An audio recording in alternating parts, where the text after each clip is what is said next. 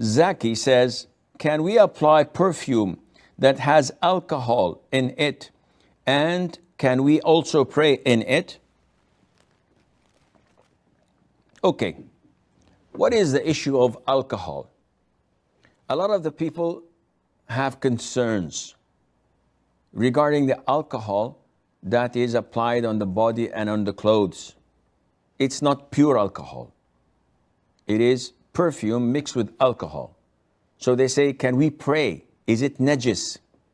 Where does the root of the problem come from? First of all, scholars differed long ago, and it's there in their books, whether intoxicants, and generally speaking, they refer to it as wine, whether wine is physically impure or it's only spiritually impure. Now, they have different opinions. Some say it is physically impure. So if I have a drop of wine on my clothes, then I cannot pray because my clothes is considered and rendered as najis, impure. So they considered wine as an impurity. And they have a lot of evidences to back them up. But these evidences are not clear. They're a bit ambiguous and can have double meaning. The verse in Surah Al-Ma'idah, إنما الخمر والميسر والأنصاب والأزلام رجس من عمل الشيطان, that verily wine, gambling, the idols, and the lots that they draw to decide what to do and where to go are rijs. So rijs, one of its meaning is an impurity, something that is filthy. And one of its meaning as well, it can also refer to sinful, something that is bad. And it's from the actions of shaitan. Refrain from it. So those who say that wine is najis, is impure, they refer to this ayah. However, scholars that say it is pure, though it's prohibited, but it is pure, it doesn't affect your purity, they've argued that Allah Azza wa Jal stated that wine and gambling. So is gambling najis in impurity?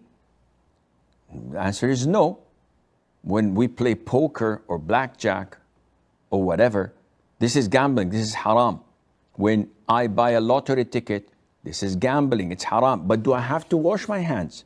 Do I have to perform wudu? No scholar says that you do. Therefore, they say that it's a clear indication that it is not physically impure. Now, putting this aside, when we come to alcohol, alcohol is not wine, but because it is a component of wine, and it is the main reason for people to get wasted and intoxicated, the later scholars considered it to have the same ruling as wine. And hence, once you mix it up with perfume, is it najis now or not? Let's go back to the books of the old scholars to see whether wine is impure or pure. But realistically, alcohol is not wine.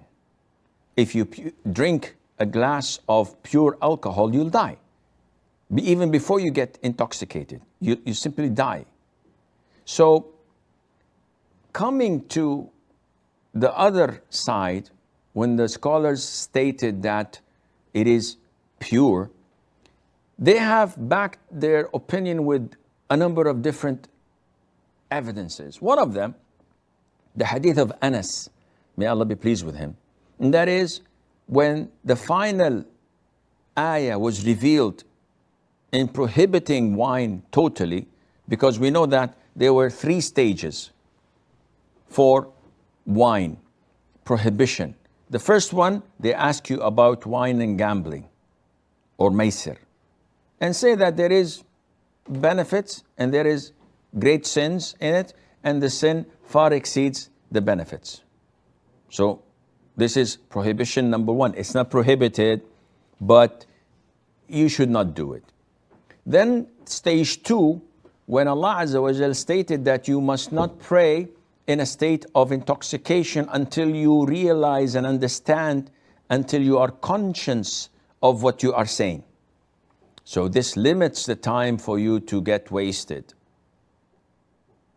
But there's no prohibition yet.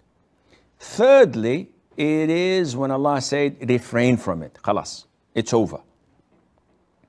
So the scholars use this as an evidence, because Anas ibn Malik said when this ayah was revealed, immediately all the companions spilled out the wine they had in the skin bags, and the streets of Medina were flooded with wine that ran like rivers. Everybody got rid of their whatever they had in their cellars. It's over, it's done. So the Prophet did not tell them to wash it. The Prophet did not tell them to take their shoes off when they entered the masjid, because they walked on these muddy, saturated grounds with wine, which indicates that it is pure. And this is the most authentic opinion of scholars, that alcohol, wine is haram. It's totally prohibited to make, to buy, to carry, to serve, let alone to drink. Now, wine and alcohol are not impure. They are pure in the sense that if you have a drop, if you touch it, you don't have to perform wudu or to wash yourself or to wash your hands. Having said that, it is totally permissible to wear and to put on perfume that is alcohol based, and to pray in it without any problem, whether you are a man or a woman. Now, for women, there is a disclaimer, which most of you know, but it's a reminder that a Muslim woman is not allowed to wear perfume and pass by men who would find her scent and smell. The Prophet said, alayhi salam, whoever goes out of her home wearing perfume and passes by men who would smell her fragrance, then she is like a fornicator, like an adulteress, which is a major sin. Why is that? Simply because men are easily affected by whatever a woman puts on.